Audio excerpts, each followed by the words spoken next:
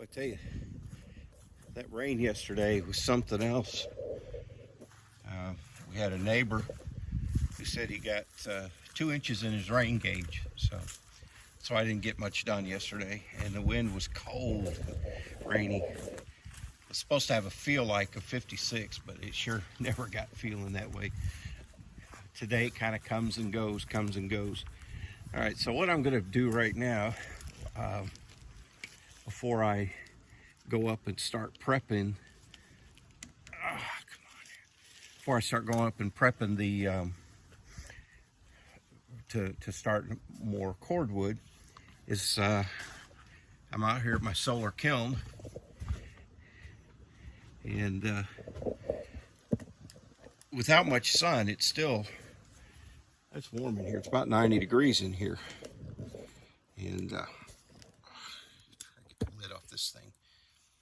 The lid does not want to come off of the cap rather does not like coming off. So I got my handy dandy moisture meter here. Turn it on, and I'm going to check some of this stuff and see how close I am to being ready.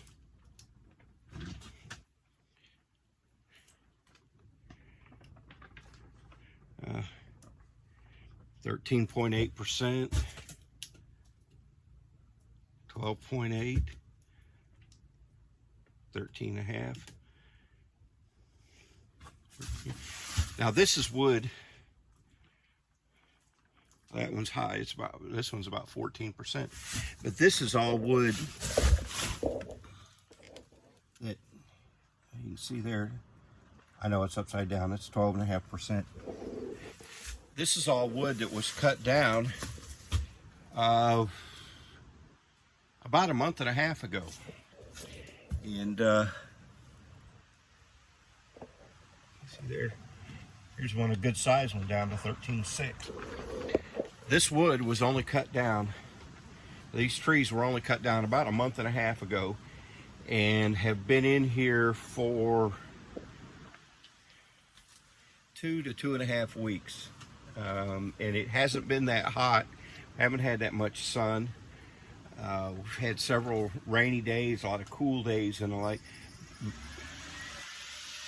hear my fan turning on. That's a part of the secret right there. That fan that you hear in the background to pull moisture out. Now it doesn't run all the time. The battery charge, I've got a solar charger on a deep cycle battery, and after a while, it'll run until the battery charge gets down, and then it'll have to charge back up. But this is stuff, it's at 17.9%. This is stuff that was just stripped last week, and it's down from over 30% moisture down to around 17.5, 18% moisture. So again, this solar kiln, I mean, it doesn't look very good. I mean, you can see I've got this tarp here and paper and the felt, roofing felt, and a blue tarp, and then it's just plastic, clear plastic, heavy duty plastic on top, but it's doing the job for me. So I've got enough in here to do probably about 1.5 wall sections. So, and Deb has been working on a lot of the smaller stuff for me. She can't handle the big logs. They get too heavy for her and too cumbersome. So I think what I'll do while we've got some sun out is I'll change my plans up a little bit, or my schedule a little bit. I'm going to put my rubber boots on and fire up the pressure washer, and I'll spend probably about 3-4 hours pressure washing logs, knocking the bark off of them to get some of the bigger stuff in here. And now some of the bigger ones, what I'll do with them is since I'm going to be using most of the larger ones in halves and quarters, especially if they already have a little check in them. I'll go ahead and split them. It helps them dry faster. So yeah, if you're doing this and you don't have a solar kiln, I would really suggest that you build yourself a solar kiln. It doesn't have to be a big fancy thing. I mean, you could spend, $2,000 building one out of, prime grade lumber and plywood and OSB and all that, and it would probably work better than this one, because it would actually get hotter, and you could control temperatures better and all that good stuff. But I mean, for $50, I can't complain, especially when, like I said, within just a couple days, today and tomorrow we're supposed to be fairly dry and get at least some sun, and in Thursday and Friday, Saturday, we could be getting more rain, so that'll slow it down. But by the end of the week, I'll have enough wood dry here to totally finish out a wall. And right now I've got enough wood that's dry that I could call through and pick through, that I could get started and probably get my wall about halfway finished while the rest of it's drying. So that's kind of what I do. I shuffle it out here. This thing it's not big enough to hold everything, but I don't need it to be, because I can put wood in here and just kind of cycle it in and out and get it dry. So again, if you're doing something like this, build yourself a little solar kiln. It doesn't have to be fancy. It doesn't have to cost a whole lot of money, but man, it saves you a lot of time. And now in the summertime, when we start getting in the 80s and 90s and sunny all day and the like, it'll get up to 140 degrees in here, and this wood will dry real fast. Now, the benefit of it being up 140 degrees is if you do have any kind of, according to guys I know in the lumber business, when it gets up 140, 150 degrees in here, one of the real benefits of that is if you have bug larvae or bug eggs in any of your wood, temperatures 140, 150 degrees will kill it all off. Also, if you have fungus starting to grow, which can be a problem. You'll see some of this has kind of a dark stain to it going down in it. That's an actual fungus that attacks the wood. Now the fungus needs moisture. You get the wood dried out, the fungus dies off, and so it's not a structural issue. It's just kind of an appearance issue, but it's something that happens. And it's usually because when you cut the wood, it was wet outside, and you didn't get it peeled and drying quickly, didn't have enough air circulation and too much moisture, and so the fungus was able to attack it. But one of the hazards. We are working in nature with a natural material. All right, I'm going to get started pressure washing.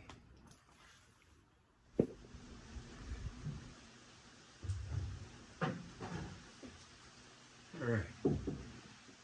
Well, it's raining. You might hear some thunder in the background. And what I'm doing out here is I'm prepping this next section of wall to do. So I thought I'd share with you what I have to do with that. Now, I'm having to put a strip of OSB here to cover the outside beam because my sheets of OSB ended up about 1 3/4 inches shy of coming all the way out to the edge. So what I'm having to do on the very outside where I install my drip well is just put a strip of OSB, and this is 8 foot long, but it's just a hair shy or hair long, so I got to cut it off.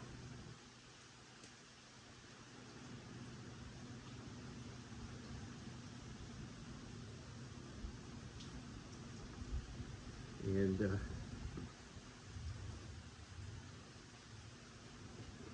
where the cordwood saw comes in handy.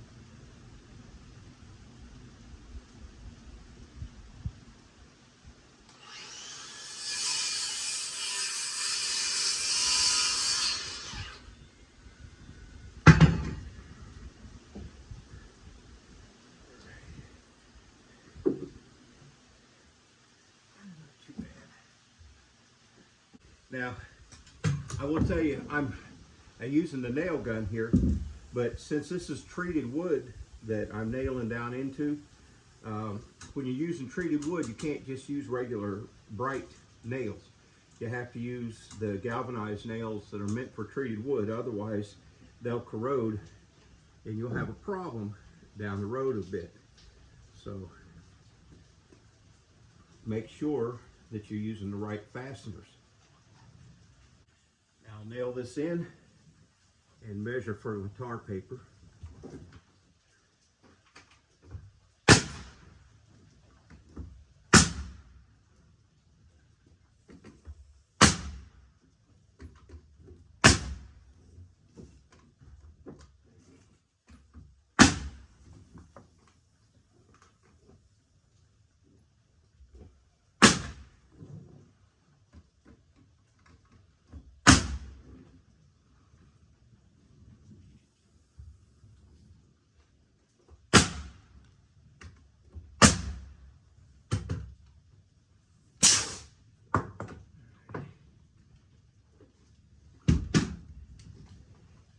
And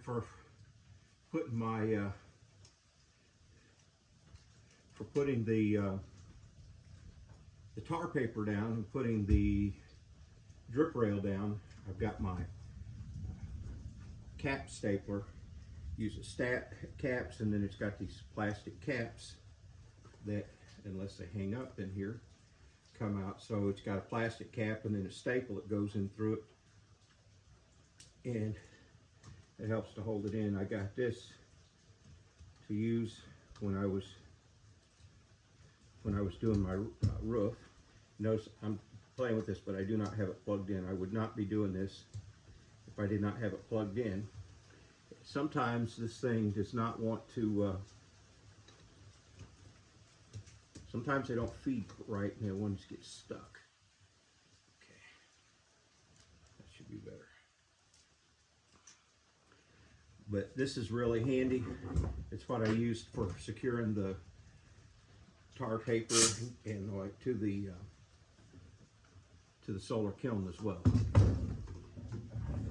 They're pricey, but I got it off eBay and got a good deal on it. So I don't know what I'd do without eBay.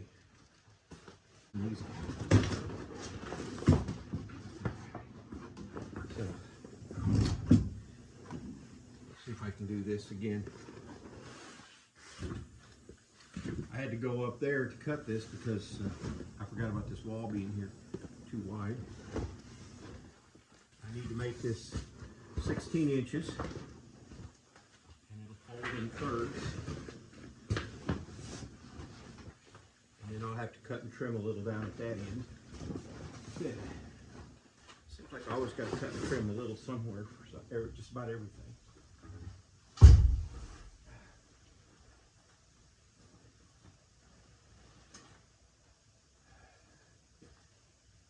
Had to move a ladder out of the way.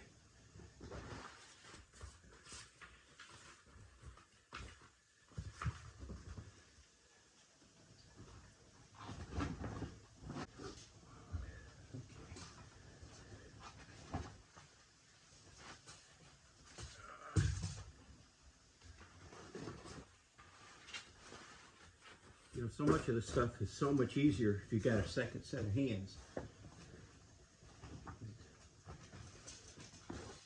If you've got a partner working with you, don't take them for granted, because having that second set of hands, man, it's priceless.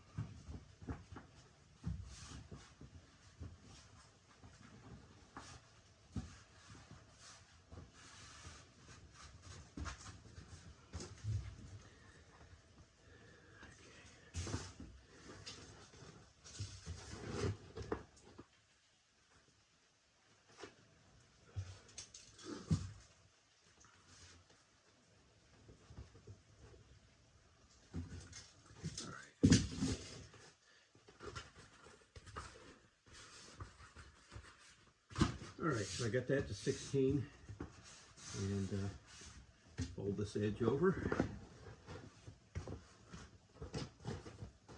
Again, I'll have to trim it here, get it to fit.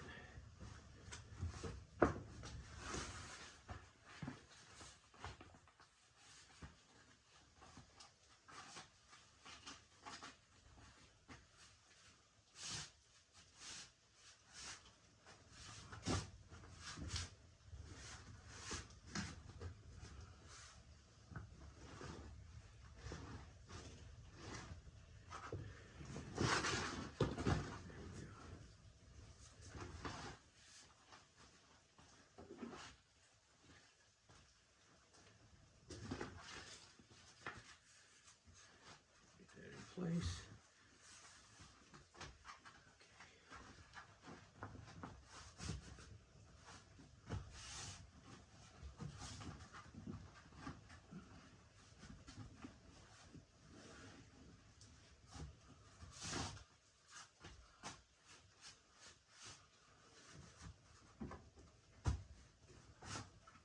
Okay, I'm going to secure this, and then I'll come down here and trim that.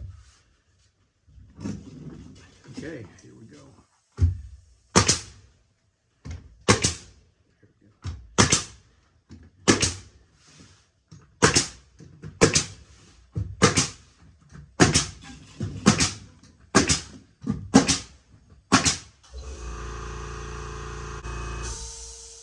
All right, compressor finally kicked off. So I love these carpenter pants. You got the loops, got the pockets, but the back pockets are too wide, and so stuff like my razor knife here falls over and it gets down in the bottom. I have to dig it out. So, oh well.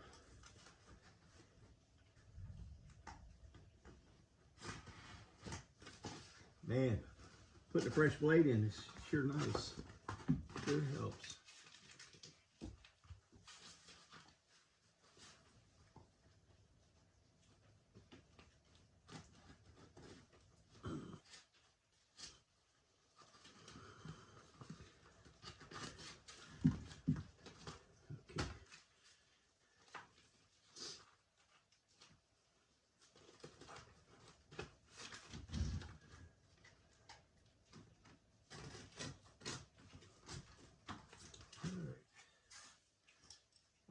Fits in there pretty good. Oops. Here I complain about my pocket being too big, and I missed it totally. Too much stuff in there. Right. Something I forgot before. It's always a good idea to wear your safety glasses when you're using one of these things, because you never know. I mean, they kick out a lot of air. Something might blow up in your face, or it might kick off a splinter. It's just a good idea to have your safety glasses on.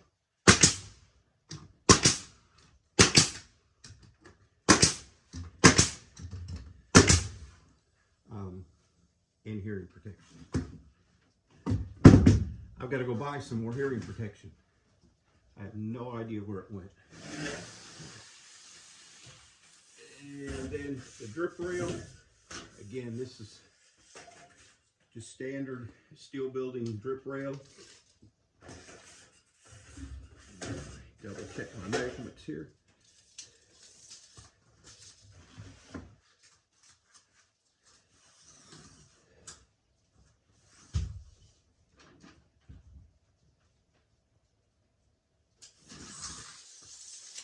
.93 inches. So I will.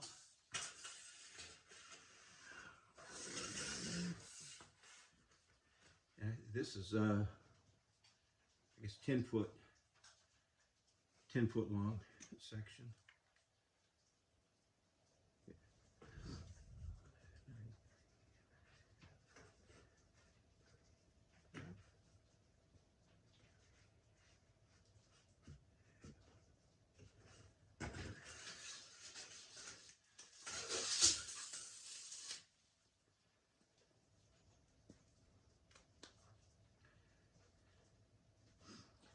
And I'll trim this right on the edge of the line, make sure I've got it right. I may have to trim off just a hair when I'm to get it to fit perfectly, but I'd rather have to trim off a little bit than have it be too short. I can always cut more off. It's much harder to add it on.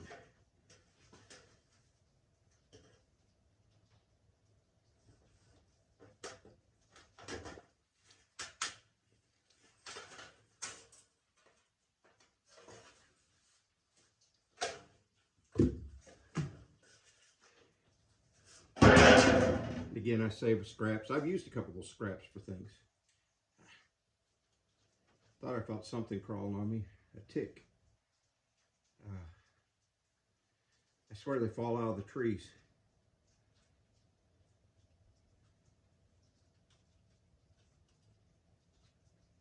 There we go. Pulled his head off. Pretty cruel. Sounds pretty cruel, doesn't it? Pulled his little head off.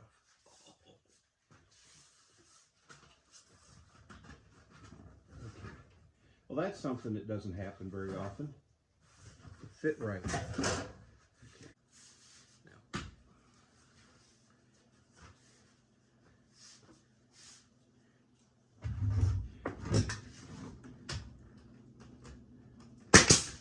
Now, the drip edge that I bought is they make two types. They make one with a shallow lip and one with a wider lip. I buy the one with a wider lip. It does two things for me. One, I do get some water running down the wall or hitting the wall. It'll direct it off. But the other thing that it does, which is equally important, is it covers over where the OSB sits on top of the beams here, so makes it look better too.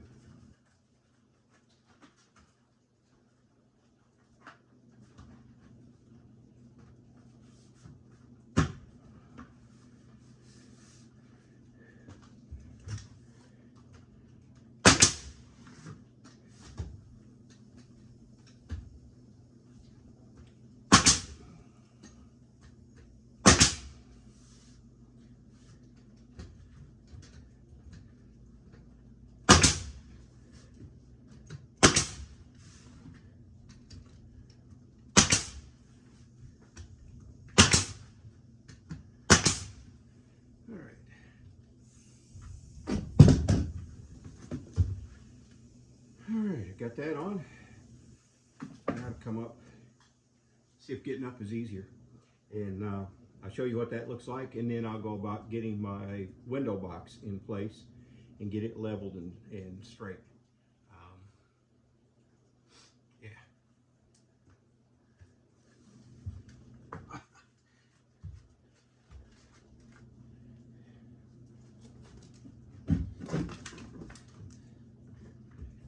I don't know if I'll include this or not.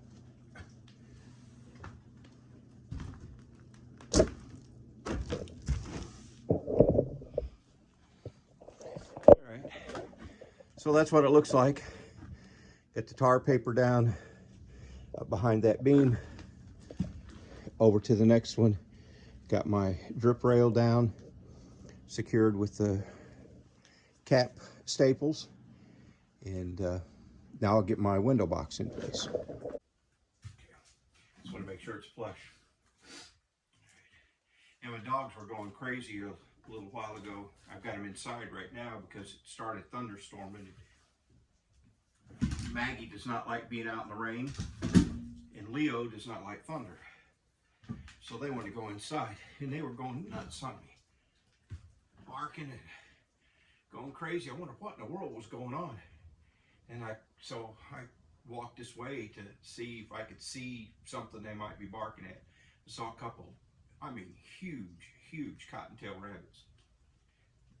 There were a lot of rabbits down in Bernie where we used to live, but they were little bitty things compared to these. I mean, these are big rabbits. So I have to keep that in mind come rabbit season. I've got this cord to work around. This is for one of the outlets. This will be on the wall underneath the window. And this is my window box here. And you see I've got legs attached to it. So let's see if I can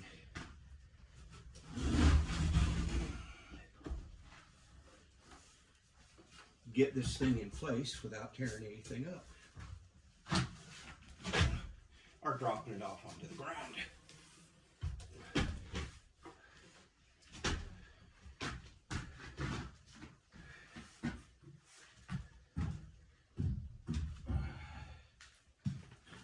With my button on my sleeve, messed it up.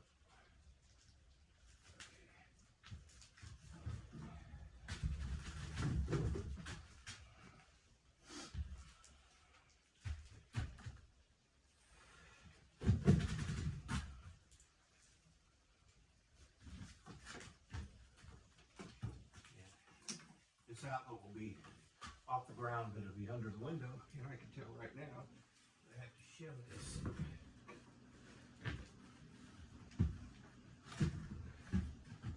I want it to be about 6 inches away from this wall.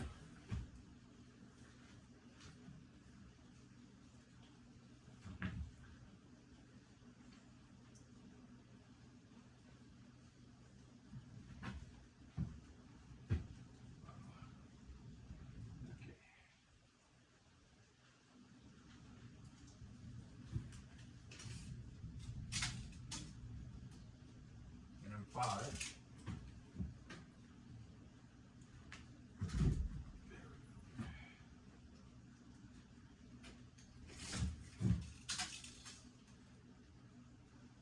Now I'm 7. It was hung up there.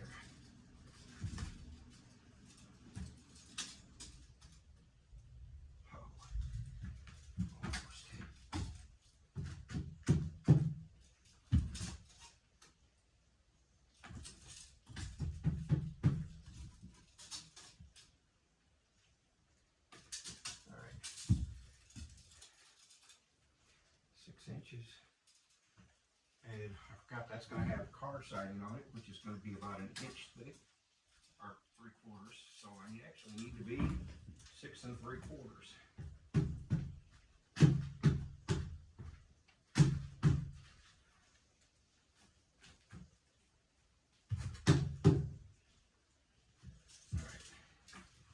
All right, now the edge of my window will be 6 inches away from the finished wall. And this end needs to be just a little bit higher, and it needs to tip back a little. So I'll get some shims. So basically what I'm going to end up having to do is put one shim under this end and 2 sets of shims under the other, under my right end. So what I ended up doing was, you know, shims are like this, thick on one end, thin on the other, but instead of just pushing it in from one side and wedging up, and then that's all you've got supporting it, what's the best thing to do is, if you need to hold shim, put one side this way, thin side down, the other one this way with thin side down, and push them towards each other. And that way you build up what you need, but you get more surface contact, and you get better control of it too. And so you've actually got more surface that the wood's resting on, more support. So now I'll double check level, double check to make sure I'm right with my cord here. I'll go outside and take a look at it, make sure that I'm good with it, and then I'll nail it down to the floor. And then I will be ready.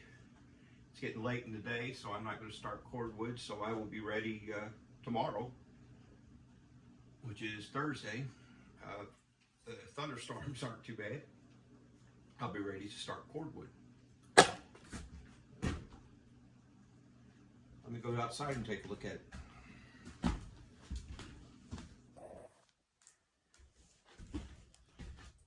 All right.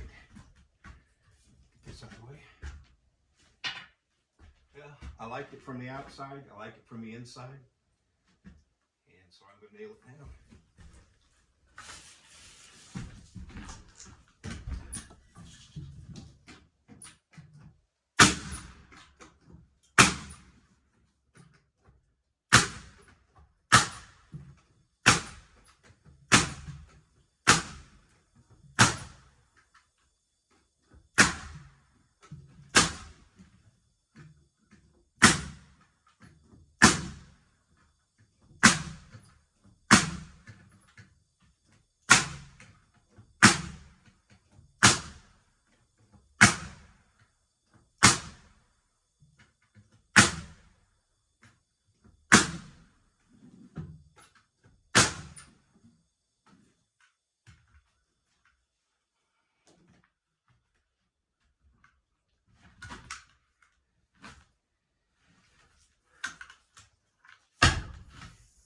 Well, it sure beats pounding nails with a hammer. All right, I think I'm going to call it a day. You see the lights, it's with me having these walls in here, it's getting to where in order to see, I got to have light. Deb says, well, you don't have any lights in here. Well, I got my work lights. I bounce them off the ceiling and it helps. So, at any rate. All right, so got my window in place. That's the view, going to be the view out the window.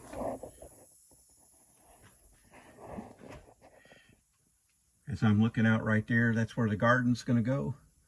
And then just right about up there where where you see the mulch pit, right up in there is where the chicken coop will go.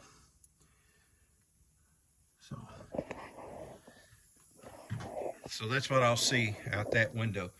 And this wall that you see right here, this is the wall to the closet. And so this window will be about, the edge of the windowsill will be about 6 inches from the finished wall. And then this is all the wall you see of the closet. The rest of it is door. So getting there. I'm looking forward to getting this wall done. It's amazing. This wall is 8 foot by, since it's a slope, I had to do some fancy math to figure the square footage because it's about 8 foot 6 inches tall at this end, and it is 9 foot 8 inches tall at the other end. So it comes out to 67 and change square feet on this wall, and I've got a 3 foot by 4 foot window, which is 12 square foot. So I've got approximately 55 square foot of cordwood that I've got to put in this wall to get it done. And it's amazing how fast it goes. Of course, you know, I start filling between column and here, and that'll be in some places one to two pieces of wood in between there, and then this shorter section here, about 4 foot wide, or a little less than 4 foot wide, won't take near as long. So it'll just be getting up to the top where it'll take a little bit longer. And that's why I put these support legs for the window, is because you're going to have all that at the top that's going to be resting on this window box. So I wanted to make sure I had plenty of support. And right now it's a little wobbly because it only has 2 legs, but the cordwood will stabilize that. All right, I think I'm gonna go inside and grab me an early dinner. I haven't been eating until 7:30, 8 o'clock at night, so this will be kind of an early dinner, and then get up and hit it tomorrow. Deb's going to be home tomorrow, but she's going to be real disappointed. She's going to want to strip logs, but we're supposed to have some pretty severe storms moving in, so I don't know how much either one of us is going to do outside. It may be a clean the RV and work on plans and go over the budget, the build budget thing. So, all right. Well, I hope you enjoyed that little look at what I do getting these, getting prepared, preparing the floor for putting the cordwood down, and the steps that I have to go through for that. Didn't really take that long. I took a few minutes to do something that I don't always do, and maybe I should film all the time, because what I did since I was filming is I said, okay, I'm going to need this tool and this tool and this tool, and put all my tools in one place. Usually what I do is I grab the first thing I need, and then I get to a point and go, and have to get up and go get the other one. But I had all my tools together, which was really kind of nice, even my level. All right. Don't forget to wear your safety equipment. I need to be wearing earplugs. I'm going to have to buy some because I can't locate mine. But I can guarantee as soon as I go buy a new pair of earplugs, I'll find my other ones. I think they're in the truck, and Deb has the truck today. So, any rate, safety equipment is a good thing. I don't know if you noticed when I was nailing down the feet supporting this window box. That's another reason for having the safety glasses, is because it was blowing up some insulation from the wall about a foot away. It was blowing that up in the air as the nail gun was going off. So if you've got chips or sawdust, things like that, that nail gun will blow it up into your face, and that stuff's no fun to have in your eye. Trust me, I've done that before. It did not feel good. So, safety equipment, trying to take care of yourself. Grab all your tools and that you can think of, put them together so you don't have to run back and forth all the time. And well, I tell you, if you guys have someone who's there helping you all the time, I hope you're really, really nice to them and treat them nicely, because I tell you, this job would have gone so much faster if I'd had a second set of hands. Everything goes faster if you have another set of hands helping you. So if you've got a helper, don't take them for granted and be good to them. All right, this is Bob at Serenity Hill. Hope you enjoyed. Like and subscribe, and we'll be back in the next one to show you progress on putting this wall in, and probably go over some other things that we're working on, show you what I'm doing with that log, how I'm getting it prepped to go against the wall. So that's it for now. Like and subscribe. We'll talk to you later.